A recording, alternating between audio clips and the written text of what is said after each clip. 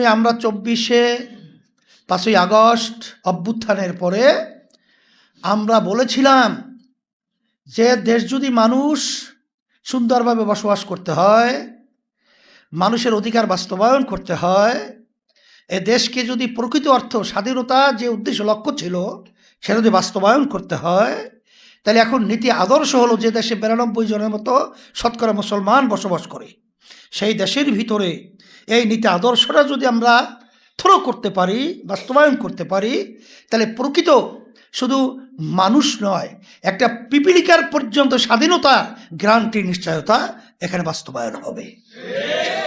আলহামদুলিল্লাহ, সেই লক্ষ্যেই যখন মাওয়ার্স তুলেছিলাম তখন আল্লাহর রহমতে বাংলাদেশের বেশিরভাগ মানুষ এটা সাড়াও দিয়েছিল।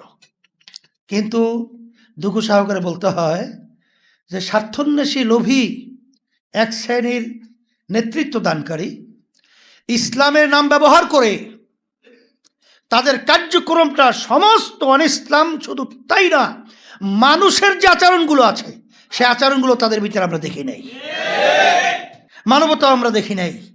তা যাই হোক, এখন বারবার 26শে মার্চ আসবে, আমরা স্বাধীনতার উত্তর আমরা আলোচনা করব। তা আমি সারা দেশের মানুষকে, তামাম দুনিয়ার মানুষকে, বিশেষ করে বাংলাদেশের সর্বশ্রেণী, সর্বপেশার, সর্বমহলের আমি সকলকে অনুরোধ করব, আসেন যে আমরা ইসলামকে একটু পরীক্ষা করে দেখি। আসলে আমাদেরকে ইসলামের নামে বা ইসলামকে এমনভাবে উপস্থাপন করা হয়, শুনলে অনেকের ভয় হয়। আসলে বাস্তবতা কি ইসলাম ভয়ের জন্য আসছিল? ইসলাম তো শব্দের অর্থ শান্তি। আসলে আমাদেরকে এটাকে ভুল ব্যাখ্যা এবং সত্যকে অসত্য, দিনকে রাত্র, রাত্রকে দিন বানিয়ে ইসলামকে এইভাবে উপস্থাপন করে আজকে ইসলামের বিরুদ্ধে বিভিন্ন ষড়যন্ত্র চলছে। এই জন্য আমি সকলকে আহ্বান জানাবো।